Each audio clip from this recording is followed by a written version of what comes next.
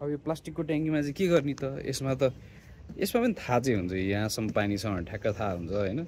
छामेकै भरमा पनि थाहा हुन्छ यसको अर्को मलाई मनपर्ने ट्रिक भनेको चाहिँ आवाज हो क्या यो खाली ट्याङ्कीको आवाज ए फरक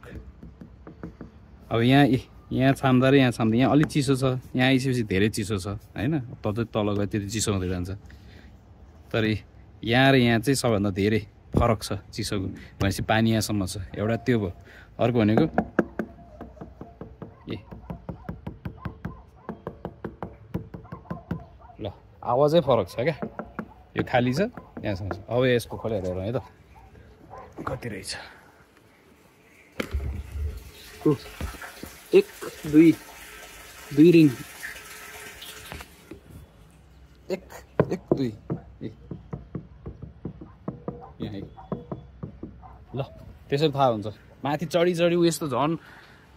के भन्छ यो मेटल स्ट्यान्ड राखेको छ भने स्ट्यान्डमा चढी पानी कति छ भनेर हेर्नु पर्दैन यहाँ माथि पनि यसो गर्यो यसरी आवाजले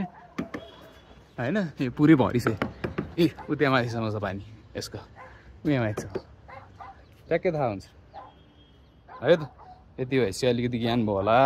ल म लागेँ भात खान